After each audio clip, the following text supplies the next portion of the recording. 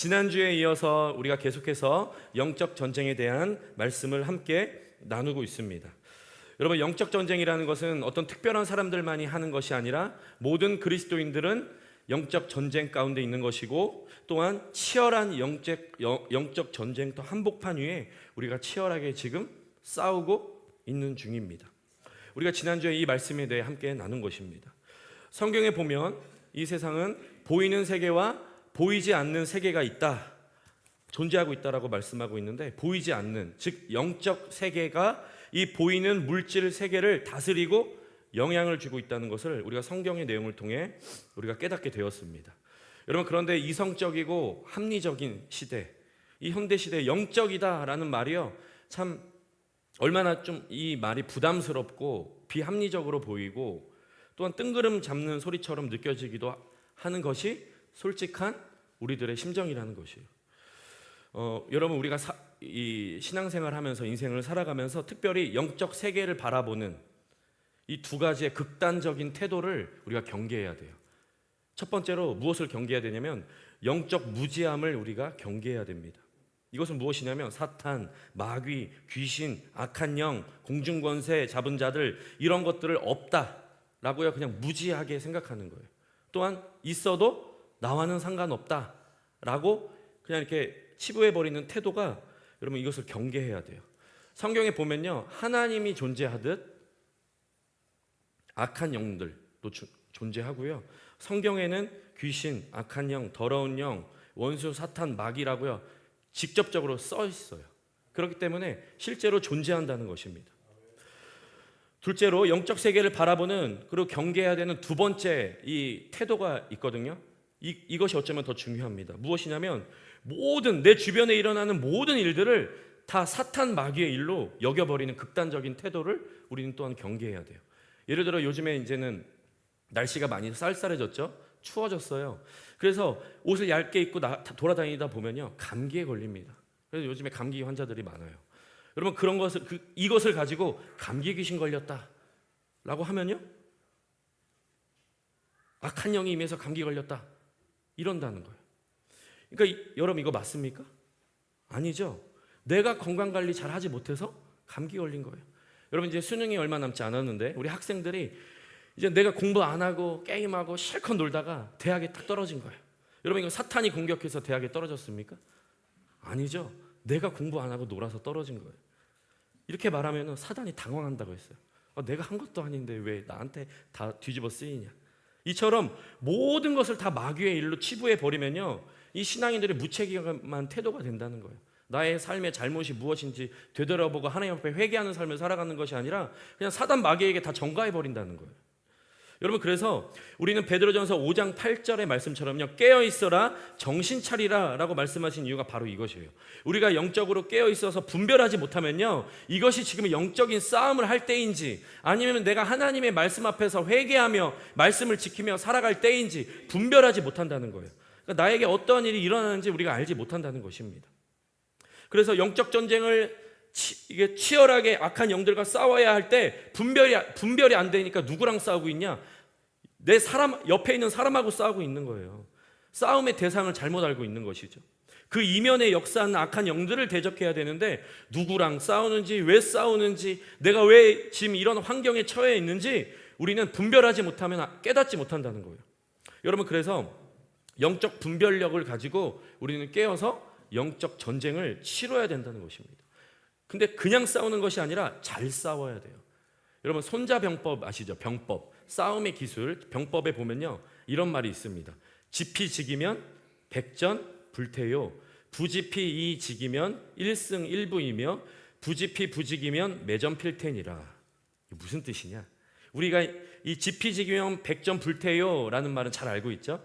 백전백승이라고 우리가 알고 있잖아요. 그런데 원래는요, 백전불태예요. 지피지기면 백전불태요. 이 뜻은 무슨 뜻이냐면 적을 알고 나를 알면 반드시 이긴다. 그러니까 위태롭지 않다라는 뜻이에요. 그런데 부지피이직이면 일승일부이며 라고 하는데, 이 뜻은 무슨 뜻이냐면 적을 알지 못한 채로 나만 알면 일승일패를 한다는 거예요. 이기기도 하고 지기도 한다는 거예요.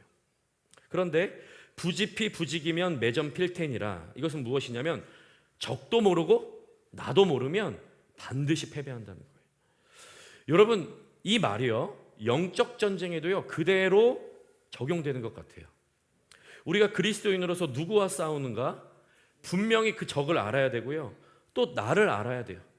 그리고 적이 나를 무엇으로 공격을 하고 있는가? 그들의 무기는 무엇인가? 그리고 나는 어떤 무기를 가지고 있는가? 나는 하나님 안에서 어떤 존재인가? 적을 알고 나를 알아야 우리는 온전하게 영적 전쟁에서 승리할 수 있다는 것입니다. 여러분, 그래서 고린도전서 9장 26절에는요 사도 바울은 이렇게 말합니다. 함께 읽겠습니다. 그러므로 나는 다름질하기를 향방 없는 것 같이 아니하고 싸우기를 허공을 치는 것 같이 아니하며. 아멘. 사도 바울이 뭐라고 말해요? 우리가 다름질을 할 때요, 향방 없는 것 같이 그냥 막 돌아다니는 것, 싸우게 하는 것이 아니고 그냥 허공에 대고 그냥 막 손을 휘젓는 것이 아니라 정확하게 알아야 된다는 거예요. 정확하게 내가 누구랑 싸우고 왜 싸우는지, 나의 무기가 무엇인지. 여러분, 오늘 예배를 통하여 여러분들이 영적 전쟁의 위대한 승리자가 되시길 주의 이름으로 축원드립니다. 오늘 본문 10절에서 11절 함께 읽도록 하겠습니다. 끝으로 너희가 주 안에서와 그의 힘의 능력으로 강건하여지고 마귀의 관계를 능히 대적하기 위하여 하나님의 전신 갑주를 입으라. 아멘. 여러분, 우리나라 사람들의 마음속에 2002년도는 참 꿈같은 시간이었던 것 같습니다. 벌써 20년이 넘었어요. 금방 지나갔죠. 2002년 월드컵 당시가 제가 고등학교 3학년 때였거든요. 인생에서 가장 중요한 시기. 근데 뭐 수능 시험이고 나발이고 축구가 중요하니까 뭐 축구 응원하고 다녔어요. 고등학교 3학년 때. 여러분, 월드컵에서 1승도 해보지 못했던 나라가요 4강까지 올라갔습니다. 지금 이 왼쪽에 있는 사진이 응원하고 있잖아요. 이게 어디냐면 초상집이에요. 초상집에서도 막 응원하고 그때 난리 났었어요. 이 4강까지 올라간 것이요, 여러분, 홍해가 갈라진 것만이 기적이 아니고 이게 기적이었어요. 월드컵에서 4강을 진출했다는 것이. 그래서 이 4강전 독일과의 경기가 있을 때요, 이 응원단에서 이런 편말을요 붙이고 응원을 했습니다. 함께 읽어볼까요? 꿈은 이루어진다. 여러분, 여러분의 인생 가운데서도 꿈이 이루어지는 역사가 있길 주의 이름으로 축복합니다. 왜 꿈은 이루어진다라고 이렇게 썼냐면요, 이 상암 월드컵 경기장, 서울 월드컵 경기장에서 한국 대표팀이 월드컵 기간 동안에 경기할 것이라고는 꿈에도 생각 못했어요. 왜냐하면 이 서울 월드컵 경기장에서 경기를 하려면요 16강에 진출하고요 4강까지 가야지 이 경기장에서 경기를 할 수 있을 텐데, 그래서 이게 언론에서 뭐라고 말했냐면 월드컵 하기 전에 이렇게 서울 월드컵 경기장이 아름답게 졌는데 아마 우리나라는 여기서 경기를 할 수는 없을 거다라고 다 그렇게 예상을 했어요. 그런데 꿈은 이루어진 거예요.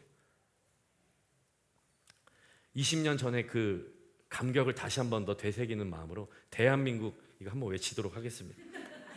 까먹지 않으셨죠? 짜작짜작짝 대한민국. 우리 크게 시작. 대한민국 따다따다따 대한민국. 두 사람이 안 한 것 같아요. 다시 한 번 더. 마귀가 떠나갈 정도로 대한민국. 시작. 대한민국. 한 번 더. 대한민국. 할렐루야. 지금 주변에서 지금 축구 응원하는 줄 알고 지금. 여러분, 히딩크 감독이요 처음 우리나라에 와서 무엇을 했냐면 그 선수들의 체력 훈련만 시켰어요. 지금까지 우리나라 선수들이 왜 국제대회에서 이렇게 1승도 하지 못했냐, 우리 스스로 평가할 때는요 우리는 체력은 좋고 정신력은 뛰어난데 기술이 없기 때문에 우리는 졌다라고 우리가 그렇게 생각하면서 살았는데, 히딩크 감독이 와서 우리나라 선수들을 가만히 보니까 아니다, 기술은 뛰어난데 체력이 없다, 체력이 없어 라고 해서요 월드컵 직전까지 무엇을 했냐면요 체력 훈련만 했어요. 1년 반 동안. 히딩크 감독이 1년 반 동안 맡았거든요.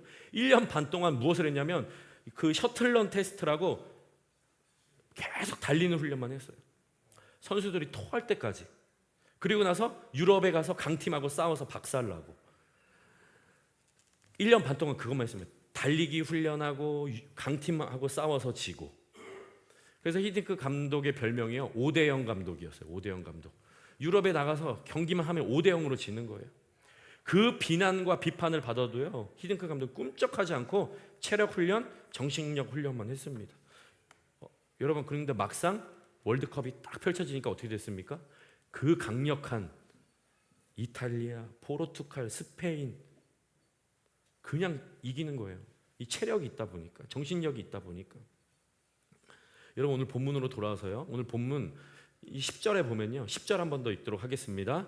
너희가 주 안에서와 그의 힘의 능력으로 강건하여지고. 아멘. 여러분, 뭐라고 말해요? 너희가 주 안에서와 그의 힘의 능력으로 강건하여지고. 여러분, 이것이요 바로 우리 신앙의 기초 체력을 말하는 거예요. 주 안에서. 여러분, 영적 체력은 무엇이냐? 주님 안에 거하기 시작할 때부터 우리의 영적 체력이 임하기 시작하는 거예요. 우리 한번 따라해 볼까요? 주 안에 거하는 것. 주 안에 거하는 것. 여러분, 우리가 이 신앙생활은요 주님 안에 거해서요 주님이 어떠한 분이신지 그 사랑, 용서, 회복, 능력을요 경험하는 것입니다. 이게 영적 전쟁의 승리의 시작이에요. 여러분, 내가 받은 구원이 어떤 구원이며 내가 지금 받는 은혜가 어떤 은혜인지 그 선하심을 맛보기 시작할 때 우리 영적 전쟁에도 승리하는 것이고요, 주신 사명도 온전하게 감당할 수 있는 거고요, 어떤 공격이 다가와고요 우린 낙심하거나 시험 들지 않는다는 것이에요. 그러니까 우리가 주님 안에 온전하게 거하지 않으면요 어떤 증상이 먼저 나타나냐? 내가 하려고 그래요. 내 성격, 내 감정, 내 의가 드러나는 거예요. 그러다가 어떻게 합니까? 내 열정으로 하기 시작했다가 우리가 성령으로 시작했다가 육으로 끝나는 거예요. 그냥 쓰러지고 시험 들고 끝나는 것입니다. 그래서 10절에 보면요 우리의 삶이 내 힘이 아니라 주 안에서 그의 힘의 능력으로 강건하여지고. 여기서요 힘과 능력과 강건이라는 단어가 있잖아요. 이 세 가지의 단어가요 동의어예요. 같은 말입니다. 여러분, 즉 우리의 힘과 능력과 강건함은 어디서부터 시작되냐? 주 안에 거하기 시작할 때. 이게 바로 영적 체력이에요. 영적 체력. 그래서 우리가 주님 안에 온전하게 거하여서 그 하나님의 선하심을 맛보기 시작하고 나서요 우리가 이제 영적 전쟁을 싸우기 시작하는데, 싸움의 실전 기술을 알려주는 것이 바로요 11절 이하에 나오는 전신 갑주입니다. 우리 11절 한번 같이 읽도록 하겠습니다. 마귀의 간계를 능히 대적하기 위하여 하나님의 전신 갑주를 입으라. 아멘. 여러분, 왜 하나님이 우리에게 전신 갑주를 입혀주시냐? 우리와 싸우는 대상이요 이 악한 영들, 이 원수 사탄 마귀가 우리를 공격하는 무기는 총이나 칼이 아니에요. 만약에 이 악한 영들이 우리를 공격하는 게 총이나 칼로 만약에 우리를 공격했다면 하나님은 우리에게 더 큰 대포나 더 큰 총을 우리에게 허락하셨을 거예요. 그런데 하나님께서는 우리에게 전신 갑주를 입으라고 하신 이유가 무엇이냐면, 사탄 마귀가 우리를 공격하는 그 공격의 무기는 총이나 칼이 아니라 바로 의심, 미혹, 염려, 두려움과 같은 영적인 공격들이라는 거예요. 그렇기 때문에 이 사탄 마귀가 우리의 마음을 미혹하게 하고 의심을 가져다 주고 염려하고 근심하고 두려움을 가져다 줘서 궁극적으로 하나님을 믿지 못하게 만든다는 거예요. 그렇기 때문에 이것이 사단의 전략이기 때문에 우리는 이것과 싸우는 거예요. 그래서 하나님은 우리에게 믿음의 영역의 싸움을 하라라고 하시면서 전신 갑주를 우리에게 주셨다는 것입니다.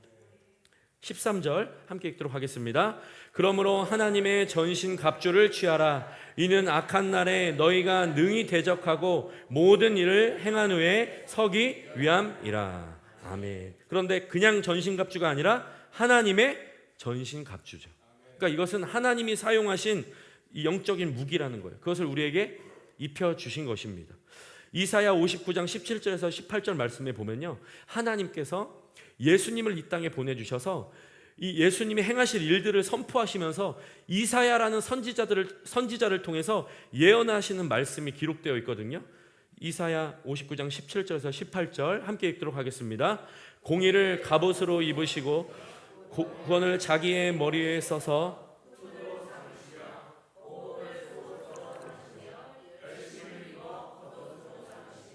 그들의 행위대로 갚으시되 그 원수에게 분노하시며 그 원수에게 보응하시며 섬들에게 보복하실 것이라. 아멘. 여러분, 이사야 선지자가 예수님께서 궁극적으로 예수님께서 이 땅에 오셔서 행하실 일들을 비유를 들어서 말하면서 무엇이라고 말하냐? 공의의 갑옷을 입으셨다.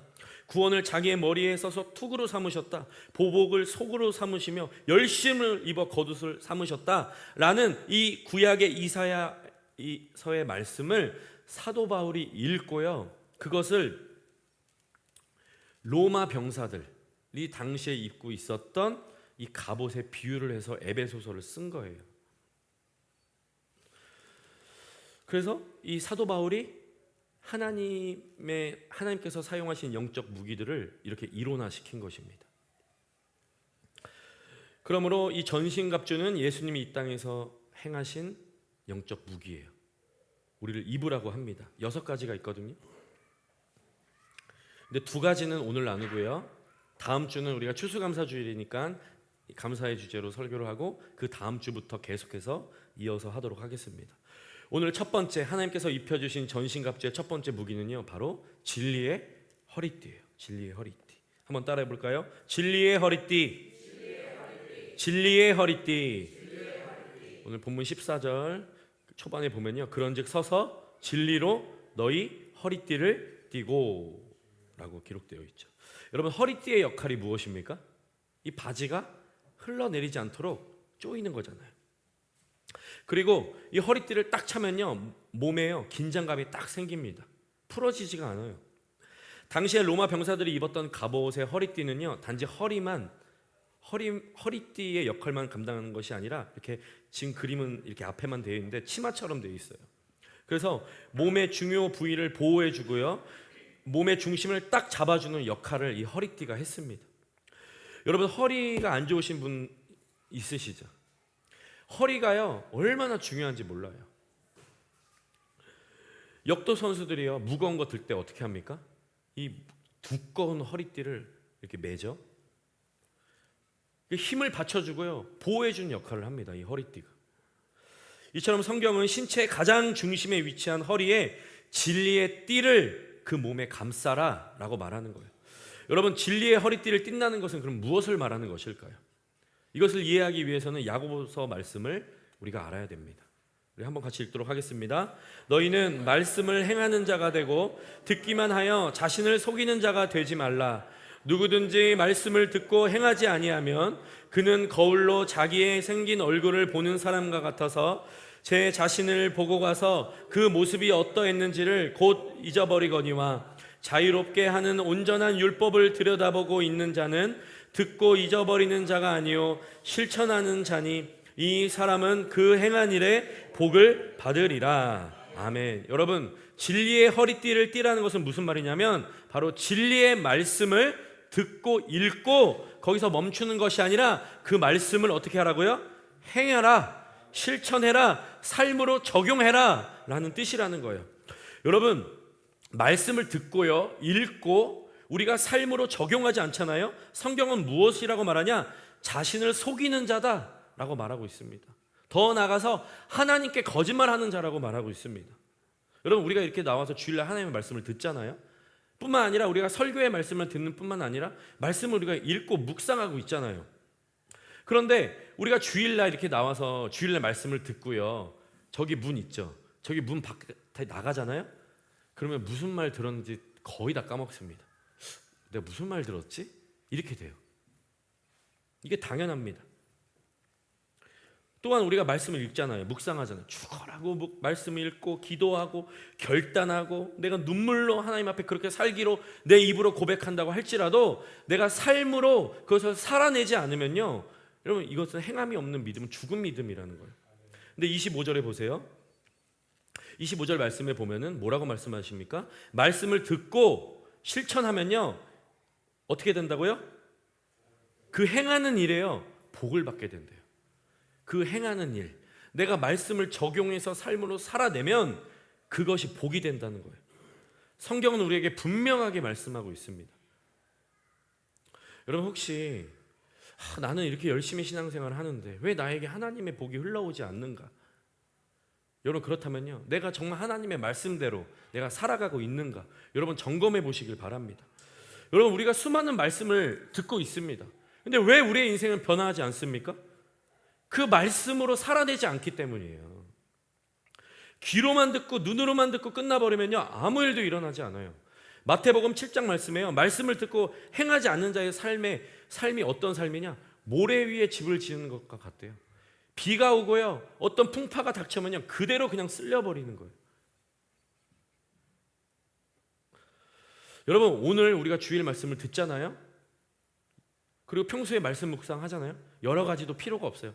딱 한 개, 정말 딱 하나만 내가 붙잡고 내가 한 주간 이거 적용하면서 살아가야겠다.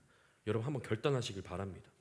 우리가 매일 한 가지씩 말씀을 가지고요, 삶에 실제적으로 적용하잖아요. 그럼 이 시간들이 쌓이잖아요. 뒤돌아 봤을 때 하나님의 은혜가 나에게 있었다는 것을요, 깨닫게 된다는 거예요.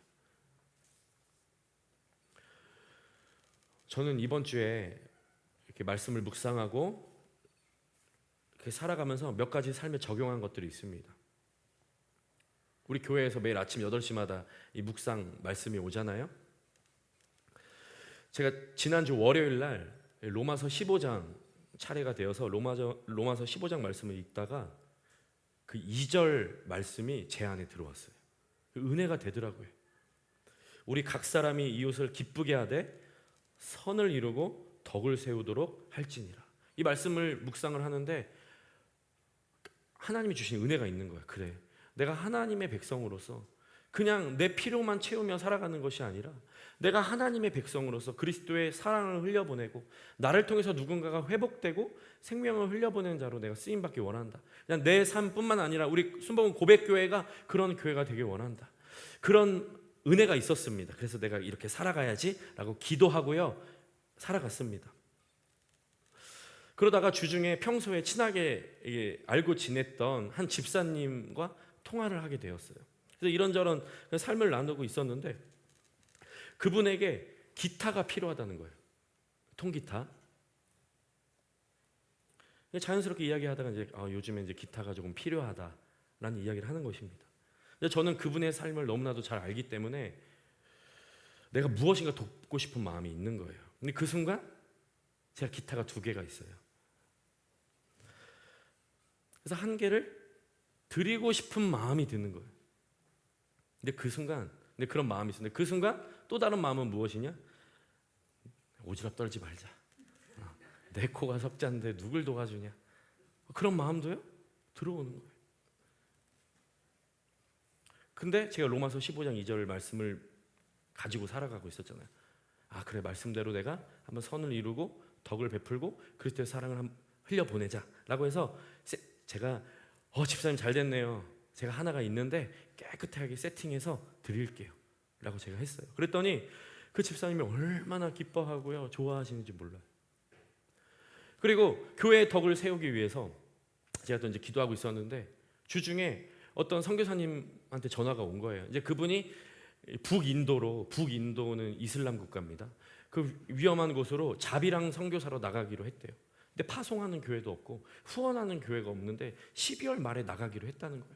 그 말을 듣는데 하나님께서 우리 교회에게 하나님께서 우리에게 복을 주시기 위해서 만나게 해주셨구나. 그래서 우리 교회가 지금은 비록 작은 교회고 개척교회고 우리가 자립을 하지 못한 교회지만 흘려보내자. 그래서 우리 교회에 매달 들어오는 그 예산의 몇 %를 쪼개서 그 선교사님을 지원해 주기로 했어요. 그러니까 이런 일들을 말씀을 하나하나씩 적용을 하는 것입니다. 개인의 삶에도 적용하고 교회의 삶에도 적용하고 얼마나 마음이 기쁜지 몰라요. 그렇게 할 때 우리가 말씀을 그냥 읽고 듣고 흘려보내는 것이 아니라 나의 삶에 하나씩 적용하기 시작할 때요, 진리의 허리띠가 나의 삶에 하나씩 장착되기 시작하는 거예요. 여러분 믿으십니까? 그럼 어떤 일이 일어나냐? 우리가 처음에는요 말씀을 쫓아 살아가는 것처럼 보여요. 여러분 말씀을 매일 아침마다 그리고 시간을 쪼개서 말씀을 읽고 그 말씀을 가지고 기도하고 살아가는 것이요 얼마나 바쁜지 몰라요. 그래서 우리가 말씀을 막 따라가는 것처럼 보이지만요, 이 말씀이 하나하나씩 내 안에 채워지기 시작하면요 어떤 일이 일어나냐? 그 말씀이요 내 삶을 끌어가요. 믿으십니까? 그래서 하나님의 언약이 나의 삶 속에 이루어지기 시작하는 거예요. 여러분 이 놀라운 일들을 여러분 다 체험하시길 주의 이름으로 축원드립니다. 그래서 이 로고스가 레마가 되어서요, 내 안에 말씀이 임해서요, 이 말씀이 나의 삶에요 열매들로 막 일어나기 시작하는데, 여러분 이거 한번 맛보면요 여러분 멈출 수가 없는 거예요. 야, 우리 하나님 놀라운 하나님이다. 여러분 올 한 해 가기 전에 여러분 하나님의 놀라운 그 말씀의 역사를 다 체험하시길 주님의 이름으로 축원드립니다. 우리가 영적 전쟁을 우리가 생각할 때는요 막 큰 소리로 막 부르짖어 기도하고 금식하고 어떤 특별한 은사를 가지고 막 사탄 마귀를 막 무찌르고 대적하고, 이것만이 영적 전쟁이라고 알고 있는데, 여러분 먼저 영적 전쟁에서 가장 먼저 선행되어지는 것이 바로 진리의 말씀 앞에 우리가 세워져서 말씀 앞에 순종하는 삶을 살아내기 시작하는 것이 바로 영적 전쟁의 시작이라는 거예요. 믿으십니까? 여러분 승리하시길 주의 이름으로 축원드립니다. 두 번째로 하나님이 주신 이 전신갑주가 무엇이냐? 의의 호심경이라는 거예요. 우리 함께 따라하겠습니다. 의의 호심경. 의의 호심경. 이 개역 한글판 예전 성경에 보면요 흉배라고 되어 있어요. 흉배. 이 병사의 가슴에 차고 있는 보호 장비죠. 12절 말씀에 보면요 의의 호심경을 붙이고 라고 기록되어 있어요. 이것은 방어 장비입니다. 방어. 병사의 심장을 또한 가슴을 중요한 장기들을 보호하는 가림막이에요. 여러분 이 흉배, 이 호심경에 이름이 있는데요, 그 앞에 뭐라고 써 있어요? 의의 호심경이에요. 의의 흉배. 그러니까 의로운 사람만이 가질 수 있는 흉배입니다. 여러분 그렇다면요 이 세상에 의로운 사람이 있습니까? 이것을 의로워야지 얻을 수가 있는 흉배인데 의로운 사람이 없어요. 성경은 이렇게 말합니다. 로마서 3장 10절 함께 읽겠습니다. 기록된 바 의인은 없나니 하나도 없으며. 여러분 이 세상에 존재하는 모든 사람들은요 의로운 사람이 한 사람도 없어요. 그러면 이 의의 흉배를 누가 얻어가냐? 로마서 4장 3절 함께 읽도록 하겠습니다. 성경이 무엇을 말하느냐? 아브라함이 하나님을 믿음에 그것이 그에게 의로 여겨진 바 되었느니라. 아멘. 여러분 의로운 사람은 한 사람도 없는데, 의인은 없는데요, 로마서 4장 3절 말씀에 보니까요 아브라함이 의로운 자였는데, 왜 의로운 자냐? 아브라함이 누굴 믿었다고요? 하나님을 믿는 거예요. 그러니까 이 의로움은요 하나님이 보시기에 하나님을 믿는 것 자체가 의로운 거예요. 우리는 주님을 믿습니다. 여러분 믿으십니까? 그러므로 우리는 의로운 자예요. 하나님을 믿는 것 자체가 의로 여기신다는 거예요. 내 의가 아니라 하나님의 의가 덧입혀지는 거예요. 여러분 사탄 마귀가 우리를 넘어뜨리는 이 공격의 무기 중에 참소와 정죄라는 것이 있어요. 참소와 정죄. 참소라는 것은 무엇이냐면 해치는 거예요. 이 거짓으로 죄가 있는 것처럼 꾸며내서요 이 재판장한테 가서 일러 바치는 거예요. 이게 참소입니다. 정죄는 무엇이냐? 죄가 있다라고요 판단해서 손가락질하는 거예요. 비방하는 것입니다. 이 참소와 정죄가 이 사단의 무기예요. 여러분 우리가 이 땅을 살아가다 보면요 수많은 악한 영들의 참소와 비방, 이 정죄 가운데 우리가 살아갈 때가 너무나도 많습니다. 우리의 마음을 찌르고요 공격하고요 무너뜨리는 이 거짓 메시지들이 계속해서 들려와요. 또한 우리가 세상을 살아가다 보면요 가까운 사람들로부터 무심코 듣는 그 부정적인 말 한마디, 잘못된 메시지, 우리가 어린 시절부터 계속 듣고 살아가잖아요. 그러면요 나도 모르게 이 거짓 메시지가 진리처럼 받아들여져서 그렇게 살아갑니다. 너는 쓸모없어, 너는 가치가 없다, 너는 패배자야, 너는 죄인이야, 너가 뭘 잘할 줄 아는 게 있냐. 이런 말로 인하여서요 이 거짓 메시지가 우리 안에 들어오기 시작하면요 자존감이 바닥을 치는 거예요. 여러분 우리가 그래서 입조심을 해야 돼요. 내 사랑하는 사람들한테요 말 함부로 하면 안 됩니다. 입으로 사람 죽이고요 입으로 사람을 살리는 거예요. 특별히 우리가 인간관계를 잘 보면요 가까운 사람들, 부모, 친한 사람들로부터요 수많은 거짓 메시지들이 들려와요. 그래서 우리의 마음을 무너뜨리고 내면을 병들게 합니다. 근데 우리가 의의 흉배로 그것들이 무장되어 있지 않잖아요. 의의 흉배로 우리가 이 내면이 무장되어 있지 않으면요 그 공격 다 들어오는 거예요 마음으로. 성경을 통해 하나님이 나를 사랑하시고 존귀히 여기시고 내가 너를 사랑하고 내가 너에게 소망이 있다라고 말씀하셔도요 의의 흉배가 없잖아요. 근데 거짓 메시지를 들어올 때요 이 진리가 들리지 않고요, 다른 메시지들이 들리기 시작한다는 거예요.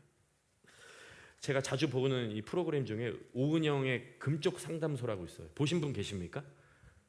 제가 이제 아이를 키우면서 이 프로그램들을 보기 시작했는데, 거기에 나오는 아이들을 보면요, 대부분 이 낮은 자존감, 이 자존감이라는 게 자아 존중감이거든요. 나 스스로 소중하게 여기는 마음이 자존감이에요. 이 낮은 자존감으로 인해서 아이들이 상호작용에 문제가 생기는 애들이 굉장히 많습니다. 얼마나 심각한지 몰라요. 근데 이 낮은 자존감의 원인을 살펴보면요, 대부분 어디서 오냐? 부모한테 와요. 그 이 어린 시절부터 자신의 모든 것으로 여겨지는 이 부모, 자기를 보호해주는 그 부모로부터요, 상처, 비난, 비교, 무정한 말, 잘못된 양육 방식으로 인하여 이 어린 아이들이요, 막 상처가 있고 자존감이 막 낮아지는 거예요. 내 자신을 사랑하지 않고 소중히 여기지 않는다는 거예요. 근데 이 자존감이 낮은 아이들을 회복할 수 있는 방법이 있는데 무엇이냐면, 혼자 스스로 무엇인가 해볼 수 있고, 작은 것을 하나 이뤄서요, 성취감을 맛보아야 된대요. 혼자 한번 해봐야 된다는 거예요. 부모는 뒤에서 든든하게 지켜주고. 근데 여러분, 이런 낮은 자존감의 문제가요, 신앙생활에도 있다는 거예요. 여러분, 우리가 예수 그리스도 안에서 의롭다 여김을 받았습니다. 여러분, 믿으십니까? 우리가 하나님의 자녀가 되었어요. 예수님의 십자가 보혈로. 그러나 이 사단 마귀는 끊임없이 우리에게 정죄해요. 참소하고요, 끌어내립니다. 집요하게 거짓된 메시지를 우리에게 심겨준다는 거예요. 그래서 하나님이 바라보시는 내가 아니라 이 거짓 메시지들로 나를 바라보면요, 난 패배자예요. 보십시오. 현재 병들어 있는 나의 모습, 아직 구원받지 못한 가정, 지금 내가 겪고 있는 그 수많은 현실적인 문제들을 바라봐서요, 이것을 내 인생의 결론으로 여기게 만든다는 거예요. 근데 의의 흉배가 없으면 그게 그냥 다 진리로 받아들이게 돼요. 여러분, 그렇다면 이 의의 흉배는 우리가 어떻게 무장할 수 있을까요? 로마서 4장 23절에서 24절 함께 읽겠습니다. 그에게 의로 여겨졌다 기록된 것은 아브라함만 위한 것이 아니요 의로 여기심을 받을 우리도 위함이니 곧 예수 죽은 자 가운데서 살리신 이를 믿는 자니라. 아멘. 한 번 더 로마서 1장 17절 시작. 복음에는 하나님의 의가 나타나서 믿음으로 믿음에 이르게 하나니 기록된 바 오직 의인은 믿음으로 말미암아 살리라 함과 같으니. 아멘. 여러분, 믿으십니까? 여러분, 복음이 무엇이에요? 복음은 하나님이 나를 사랑하셔서 나를 위해 죽으신 것이 복음이에요. 여러분, 믿으십니까? 이것을 믿는 자가 의로운 자예요. 내 행위로 의로워진 것이 아니라 예수님의 십자가의 보혈로 내가 의로움을 덧입혀지는 것입니다. 여러분, 이것을 믿는 자에게는 의의 흉배가 우리에게 임하는 거예요.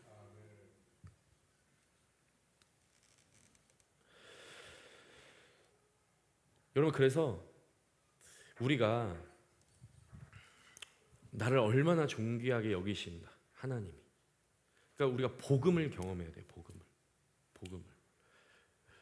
근데 우리는 너무 이게 신앙생활 한지, 우리 초신자를 제외하고 너무 이 신앙생활 한지 연륜이 오래됐기 때문에 이 복음의 감격들이 사라질 때가 너무나도 많다는 거예요. 근데 이 십자가 앞에서 우리 복음을 경험을 해야 돼요.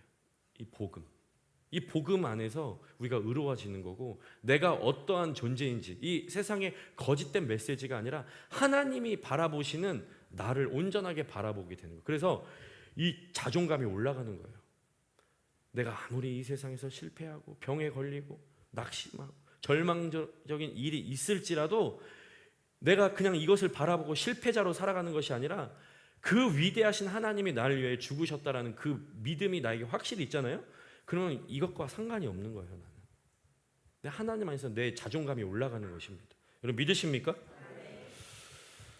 여러분, 우리가 예배 가운데 나와서 거저 왔다가 거저 돌아가면요, 아무 소용없어요. 그냥 주일 예배 이 1시간 지키는 것으로 우리는 그냥 승리하며 살아갈 수가 없어요. 여기에 와서요, 여러분, 내 존재를 이 십자가에서 우리가 발견을 해야 돼요.